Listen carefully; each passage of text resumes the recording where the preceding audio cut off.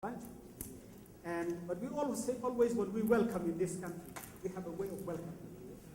No business takes place without. See? Maybe I can do this one. No business takes place without a good welcome. And in fact, when we welcome people in this country, we have a small poem.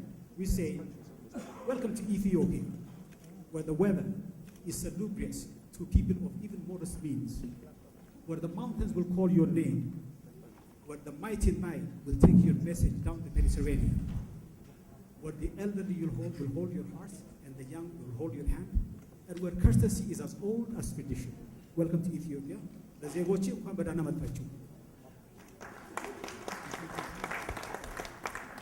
topic we have this afternoon is on the regulatory round.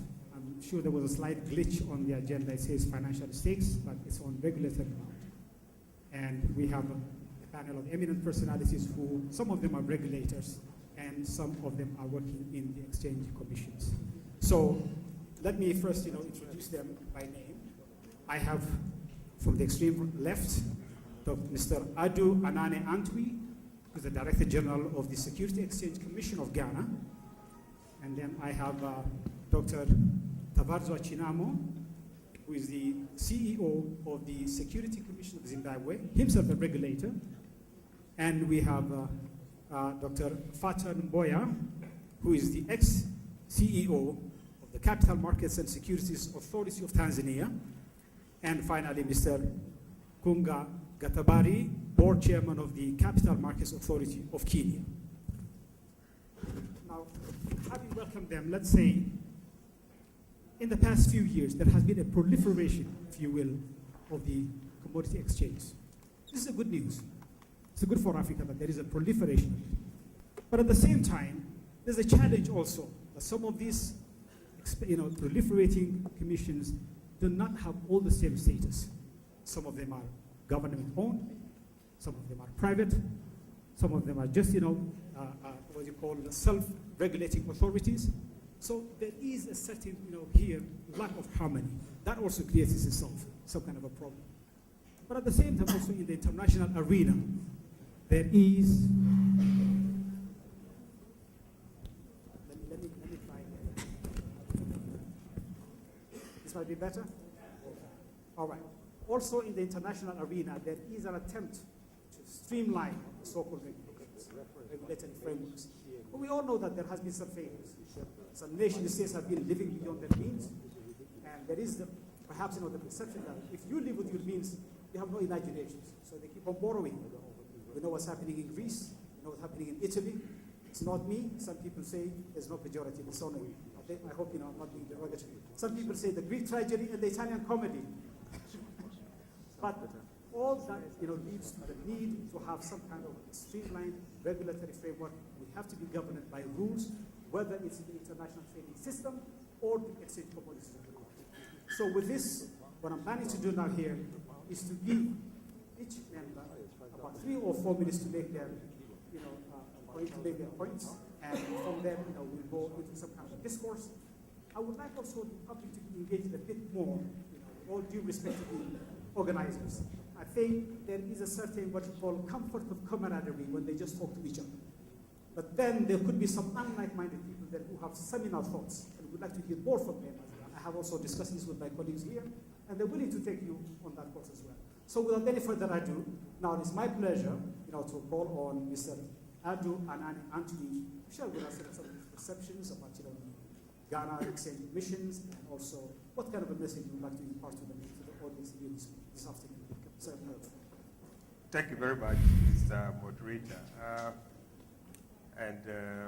Let me just share a few thoughts on with participants on what is happening in Ghana. It will just be a brief one. Situational report on Ghana. We in Ghana, I'm sure most of you know, is an agriculture producing country. Agriculture employs about 65% of the workforce and contributes about 35% to our GDP. We have many products that's Greek products that are contributing towards these GDP. And key of them are cocoa, maize, and other products. The problem we have in Ghana, one of the biggest problems is lack of markets for these products. If you take the only cocoa from the rest, apart from cocoa, which has markets, a readily market because of the establishment of the cocoa board, which buys cocoa from the farmers and exports. Apart from that, we don't have any other markets that is ready markets for our products.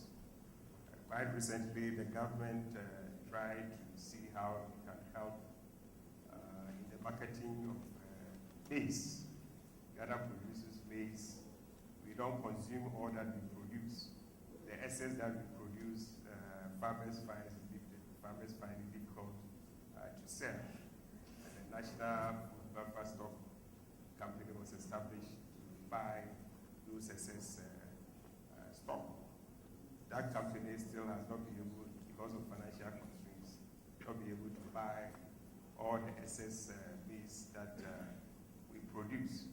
So government realizes that one of the key challenges that is facing agri is how to market the produce of our effort, and therefore to help alleviate the suffering of farmers and give them economic empowerment, there was a need to develop commodities exchange.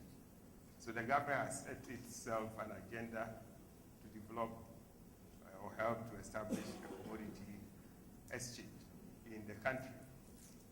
A feasibility studies was commissioned by the government with the support of the World Bank to undertake a study into the establishment of a commodity exchange in Ghana.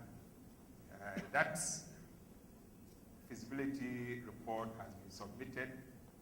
A technical committee has been established to study carefully that report. That committee is facilitated by the Minister of Trade. It has representation from the Minister of Finance, the Minister of Agri, the Securities Exchange Commission, the private sector, which has Greens Development, Greens Council, which is a private initiative. They are represented. The Aegis Department is represented, and the Senate Board is also represented. And they are looking at the report, study it carefully, and bring out a roadmap towards the establishment of a commodity exchange in the country. Our ministers of states, the ministry has targeted September this year for us to commence operation. We believe we'll be able to work towards that. We can't say for sure, but if everything goes on the way we are thinking, we believe we'll have it operationalized by September next year. The committee is working, but then again, the government, through the Minister of Trade, which is the facilitator, has also commissioned a consulting team to work towards the preparation of the regulatory framework for the establishment of the commodities exchange. That will form the basis of the establishment of the exchange, because we believe it should be established within a specific regulatory framework, so that issues of transparency, issues of investor protection, issues of protecting the market's integrity be safeguarded. So that is being done, and when they submit their reports of course, the Securities and Exchange Commission, which is going to be the regulator of the exchange, would have to look at it and ensure that it is passed into law, and any other regulations that must come with it will be developed for us to have the commodities exchange operating. We believe that the commission would be the person or the entity to regulate the market when it is established, and the feasibility reports also suggested that it should be a self-regulatory organization which will be treated exactly like the stock exchange to have its members. It will develop its own rules and regulations, but of course the SEC will have to approve all those rules and regulations for a company which under the governance structure is recommended to be a guarantee company that has a public-private partnership mode of establishment. So that is what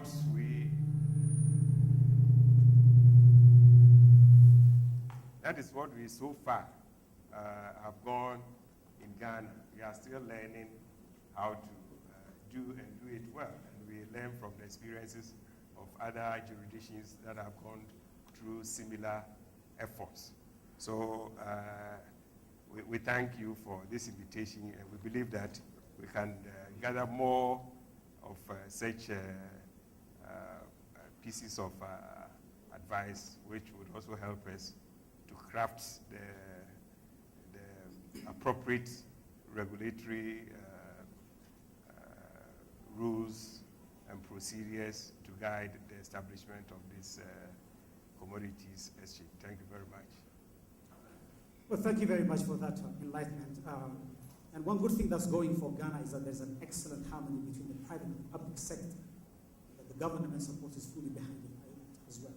There was a very instructive note made by this morning by one of the panelists who said, the president said, if the exchange commodity is going to do something good for his grandmother, then it will have his blessings. So from your perspective, has it helped to lift some farmers from the poverty trap that they are in? And secondly, is there any international recognition of that regulatory framework? And besides, do you have any other linkage with countries adjacent to you in terms of their regulatory framework, so that you can also have a good trading partners? Well, I think the first issue of having, if it has lifted some farmers, we can't say, because we are now trying to establish. It is when we have established and it's being operated that we can look at that. The regulatory issues about, or the partnership that we think should be between Ghana, the government, and the public and the private sector, I think it was well, we did well with that for the establishment of the Ghana Stock Exchange. That was also the same system that was used to establish the Ghana Stock Exchange. Government doesn't have a stake in this assignment. For the public good, government gave out or provided the initial setup capital for the exchange to start operating. And with that background, with that experience that we have with our government, we believe that the second one, which is the commodity exchange, if we want it to follow the same partnership, the government coming into help, would be acceptable and would be a success. Thank you very much. In the interest of time, let me now come to Chinamo in the case of Zimbabwe. I'll give you about 3 to 4 minutes to make your introductory remarks. Okay, thank you, Ambassador. Good afternoon, ladies and gentlemen. I think our situation in some way is similar to that of Ghana in the sense that we do not have a commodity exchange yet. And what I'd like to share with you is our intentions of how, or rather the process that we want to take in licensing commodity exchange. What we found is that when the Securities Commission was established, this was only in 2008, our stock exchange had been running since 1896. Now, to try and regulate someone who's been a self-regulatory body for so long, I think was, for us, a big challenge, and it didn't go very well. But what we've learned is that what we need to be an effective regulator, first and foremost, is that our regulatory framework must be tight. It must be complete, and we must understand it to the letter. We've now crafted such legislation. I think we're at a stage whereby I think we've actually had consultants from the World Bank who've come to just relook those regulations, and they were quite impressed. And it now covers both the equities trading as well as those of the commodities. I think what's important in that learning experience, and it goes back to the discussion that was here earlier on about government involvement in the private sector. We really want to be a truly independent regulator, because we found that as long as that perception is not clear, it compromises the overall market. And we've had situations on our stock exchange where there was involvement from the government, and the whole thing just blows up. So the steps that we want to make sure is that our regulation guarantees us that independence.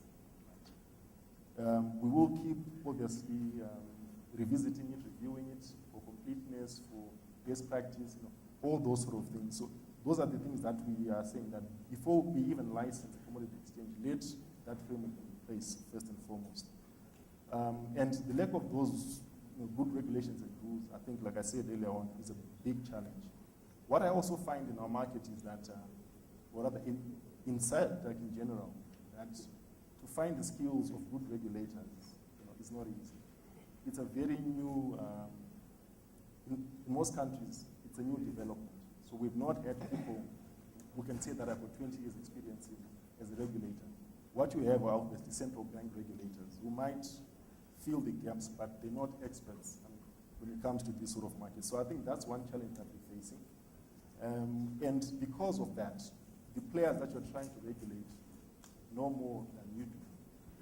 So what we've tended to do is that we've tended to hire people from the market with that sort of experience to come and become regulators. And what I also find is that what helped quite a lot, and this is what we want to do also, when we finally gazette our rules for the commodity exchanges, is that we want as much as possible to engage market players. That's one way that I believe that we can learn from each other. That the rules that we come up with not only follow best practice, but they also take account of our particular needs of the jurisdiction. It's no use us adopting rules from another country which don't apply totally in our market. And excuse me. And another problem that we also find, and this is not just common in Zimbabwe, but in a number of countries in Southern Africa, is that our ability as regulators to enforce those regulations where we find violations is a big challenge. Our judicial system, for some reason, because again, regulation came very late, they are not up to speed in terms of economic crimes. So what you find is that you detect a violation, you want to prosecute that, you don't have the judicial support for that. And I think, again, that does compromise our ability as regulators. And these things that we are working with government to then try and address. And also partly because we are not, what you find is that government is finding it very difficult to really make us that independent. So although the process is starting, and I believe that sooner rather than later, we will be truly independent. And then lastly, the point that I just want to point out is that there was a lot of discussion earlier on about regional integration and then going Africa.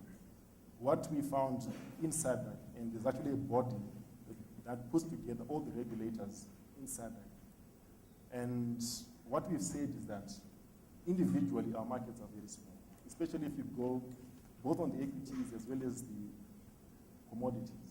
Individually, we will not create that critical mass. So the first step for us to be regional in outlook is that let's harmonize our regulations. So that's a project that's already started. We've made a lot of strides on the stock exchanges. So the listing rules, I think, by mid next year will be pretty standard. And we want to to create that environment whereby a trader or an exchange, those borders become very, very thin, and we can facilitate that cross-border trading. So I think in essence, that's where we are right now. We've had a number of applications, not just on the commodity, soft commodities, but also on the metals, of entrepreneurs wanting to start these exchanges. And what we really want to do is to make sure that our structures are fine. So that's the challenge that we have. Thank you very much. We all know that Zimbabwe has been going through a very difficult time internationally for political reasons. And I'm sure this will have an impact also on performance of the market. You talked about the violations, and it's very important, to deal with the issue of violation, because after all, regulatory framework is about trust. It is about trust. We are at a time when the average person is saying, the best way to double my money is hold it into two and keep it in my pocket. How are you dealing, with gaining the trust, of the society in that aspect? I think one of the duties of the regulator is that you've got to educate your market. The onus is upon the regulator to make sure that there is enough in terms of education or knowledge about the markets going on in the system. We've introduced programs in schools, and for the participants on the exchanges, we've actually mandated that every year, any licensed participant must attend 12 hours of training. So I think that's the start. What you find is that I think because us as a regulator came so late, there's some bad practices that are, and they're difficult to get rid of. And in some instances, they're very, very profitable. And so to get, or rather to reduce the incidences of violations, I think, first of all, if your rules are known, and you go to town through workshops over and over, you re-emphasize that for this market, the rules are A, B, C, and D. This is allowed, this is not allowed. People know, and the consequences, again, must be published, or rather must be known.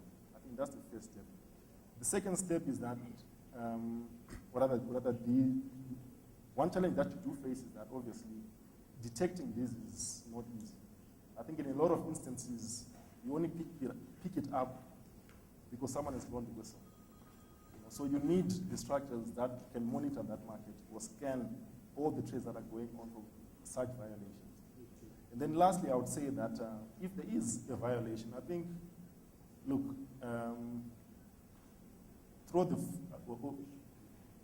hit them so hard, right, and publicize that, and make an example of someone that, look, we do not accept this here. And then I think the word gets out. Like in the US, there have been profile cases of insider trading, right? And the sentences have been very, very stiff. And I'm saying that if we can achieve that, right, and we laid down that this is not acceptable in this market, if you do it, these are the consequences. I think that will become a very good deterrent. Thank you very much. Let's move to Tanzania. Dr. Boy, can we have your perspective? Thank you very much. Let me start by thanking the organizers for giving me the opportunity to speak in this distinguished gathering, and also give me the opportunity to speak on this topic, which is very close to my heart. As you have been told, I've left CMSA as a regulator, and therefore I'm speaking on what I left on my desk on the day I left the office on the 1st of November this year. Yeah, let me be a little brief on what is actually happening in Tanzania in terms of the development of commodities exchange. Very briefly, the whole history started in 2010, around mid-2010, when we had a meeting of the Tanzania National Business Council, which is chaired by the President of the Republic of Tanzania as the chairman. And the theme of that conference was priority to agriculture, or what we nickname Agriculture First. There are so many topics discussed in that meeting, but subsequently when we embarked on the topic of the marketing system, at the end of the conference, one of the resolutions was that looking at the whole marketing system, it was now time to establish a commodities exchange. And the chairman read the resolution. And when the chairman is the president, automatically that means is a political goodwill. And that's when the responsibility was given to the Capital Markets and Securities Authority.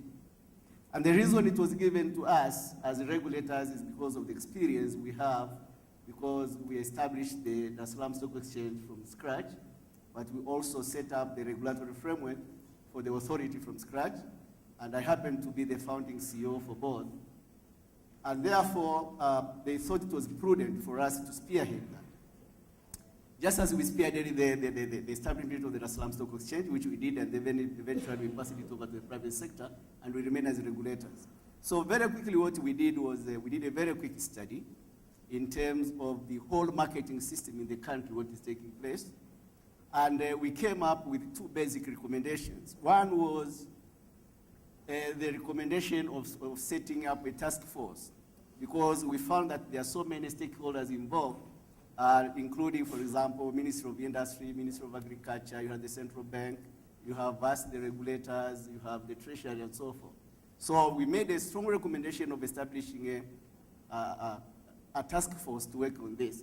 But at the same time, to guide the task force, we came up with a model. Now, that model did not only cover the establishment of commodities exchange in the country, it actually looks at the whole marketing system, all the way from the farmer, went to the primary societies, who are actually the agents for the farmers. And then we came to the warehouse receipt system, which is a big added advantage for us in Tanzania, probably compared to the rest of East Africa. We have a functioning, well-functioning, warehouse receipt system. The only gap is now moving from the warehouse receipt system, you end up having kind of a tendering system where a committee is set up to do the auctioning and so forth. So our recommendation was, yes, now we move now towards establishing what we call, a modern trading platform, and that is what it is as a commodities exchange. But in there, we then made the other provisions, including of, putting in place the intermediaries, that's the brokers and so forth. But we went further in terms of now incorporating, the central depository system and the whole clearing settlement system, and we also made the recommendations in terms of the settlement banks who are actually really doing it now in financing the farmers when they are waiting the committee to do the tendering. So on the basis of the concept paper, a couple of things have happened. One, we got a full support from the government in terms of that concept paper. But secondly, we also got some development partners. The World Bank and the UNCTAD came in with a lot of interest. And UNCTAD brought in a consultant who came again, looked at what we did, and made a proposal on what we call now the roadmap. So we now have a roadmap in place. And this roadmap, if I'm not wrong, is going to be launched, I think, between 20th and 21st of this month. So the roadmap clearly has now stipulated on how we move forward towards not only establishing the commodity exchange, but again, modernizing the whole marketing system. Secondly, very interestingly also, the World Bank has come in following the roadmap. They have identified various projects to work on. And these projects one covers, of course, the design of the commodities exchange. The other one covers the regulatory framework. And then there is also a project on how to improve on the warehouse receipting system. And the other one is on clearing and settlement. And finally, all the components also include capacity building. So they have the terms of reference ready. I think they are in the process of procuring consultants. But at the same time, or before that, what we also made a very strong recommendation in our concept paper in the establishment of commodities exchange. We made two major recommendations. One, it should be a private-public partnership. And we had reasons why we said it should be private-public partnership. And then secondly, we should also be looking at the regional approach, because we're already in the process of integrating the capital markets, and therefore there is a need of trying to see how this can be linked. Now, following that, again, two things have actually happened. One, very big interest in private sector, both domestic private sector and also international private sector. Some of them are seated in here, I've seen them. And they actually have come in and they are ready to come in and, look at the possibility of participating in the establishment of the commodities exchange, in Tanzania. But at the same time, they're also looking at the regional perspective. And I know they have actually going to other regions, to other countries in the East African region, And they've even entered into some MOU with some of these other countries. So basically, we are in support of the National Commodities Exchange, but at the same time, we should be moving by looking at also the establishment of the regional commodities exchange for two basic reasons. One, we are very far now in terms of integrating, the economy of East Africa. One, we already have the custom union, which was the first step. The second one is the common market, which is now, in progress. And one of the requirements in the common market protocol is the establishment of a common market, which would lead to allow free flow of services, goods, people, and all those in the region. So you can't get away from it because it's already under implementation. The only thing now is, do we wait to have a regional market, or do we start with a national market and then integrate regionally? Now, we want to go relief from what is going on in the capital markets, particularly, I'm talking about the stock exchanges. The model is that we should all continue, establishing our national capital markets, but at the same time, we should be applying what we call common standards. And projects have been identified in terms of the common standards, one being the regulatory framework, and a lot of work has been done that in terms of the capital markets. And then the other one is really in terms of the infrastructure, the central depository system, etc. So there is already an integration process going on where a model has been agreed on, and we're actually moving in putting that model in place. And therefore, our recommendation on the side of Tanzania is, when we're actually looking at the establishment of the National Commodities Exchange, we should also be looking at what our colleagues are doing, so we actually move, because we are already in the Common Market Protocol. And for this reason, you will notice that a couple of things have been recommended. One, that the regulator should remain in the capital markets. And the reasons are the following, very briefly. One, we are all moving towards trying to consolidate, or rather having one regulatory body within the financial structure. So we should avoid proliferation of other regulatory bodies.